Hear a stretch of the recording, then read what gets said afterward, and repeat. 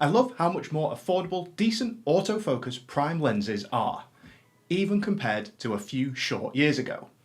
And today I've got another great option for you, the Viltrox Autofocus 56mm f1.7 for Sony E-mount. This lens is an autofocus prime lens with a focal length of 56mm, and it is designed for APS-C size sensors. It has a maximum aperture of f1.7. Now, a version of it has been out for a little while for Fuji X mount and Nikon Z mount, but now it has finally been released for Sony E-mount as well, and that's the version we're going to be reviewing today. So the price of this lens is just $180. Prices around this range seem to be the new normal for third-party autofocus prime lenses, which is excellent news. But before we get too excited, we should probably check if it's any good.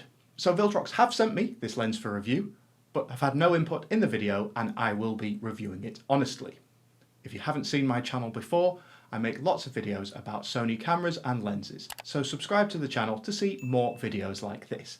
And don't forget to drop a like on this one if you're enjoying it. It helps me out a lot. So this lens is a 56mm prime lens for APS-C sensors, which means its full frame equivalent focal length is 84mm, making the image you get from this lens quite tight and zoomed in. This makes this lens suitable for subject photography, such as portraits, and especially good for getting professional looking out of focus backgrounds.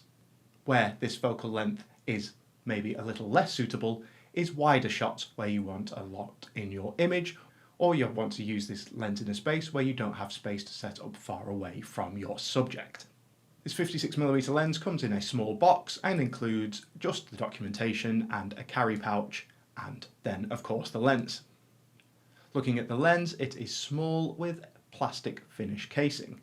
This plastic casing means that it does weigh just under 200 grams, so very light. It has a very compact design. The front and rear lens caps are also plastic. The rear of the lens is metal with electronic connections for the autofocus system, as well as having a USB-C port for any future firmware updates. The lens has a 52mm filter thread and a plastic petal-shaped lens hood. There is no aperture ring on this lens, meaning that changing the aperture can only be done in camera. The only movable ring on the lens is the focus ring, which you'd only be using in manual focus mode. Of course, this lens is an autofocus lens. The minimum focus distance of this lens is 55cm or 1.8 feet. This means you can't get super close to your subject and keep it in focus. However, that focal range of 56mm means that you can still get decent close-ups as it is quite tight in on your subject. And talking about the autofocus system with this lens, the autofocus is pretty quick and accurate, and whilst not silent, doesn't make a lot of noise. It isn't too distracting. This lens, of course, at this price doesn't have image stabilization built into the lens. So be wary that you probably do want to be using this lens with a camera that either has in-body stabilization, some kind of active steady shot, or you want to use it with a gimbal, otherwise your video in particular will be quite shaky. Okay, so that's the main specifications, but let's look at the image quality, the most important thing about the lens. So I've been testing this lens on the Sony ZV-E10 Mark II, which has a 26 megapixel sensor. All the photos and videos in this video have been taken with this combo. And I found at wide open at its maximum aperture of f1.7, this lens is nice and sharp in the centre of the image, as you would hope. But surprisingly, for a lens this cheap, it's also nice and sharp at the edges as well. Quite a pleasant surprise. Now, unfortunately, stopping this lens down to much narrower apertures, it does get softer around the edges, but not to a massive level. The sharpness isn't bad all around, and it's a welcome surprise from such an affordable lens. At the widest aperture of f1.7, there is noticeable vignetting, which is the darkening around the edges of your image. However, if you stop the lens down to f4, it does lighten this up considerably, but worth bearing in mind that when you're shooting wide open, it may be dark around the edges.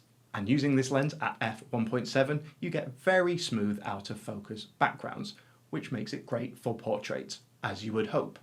Paired with its great sharpness, it does show some good strengths for this lens.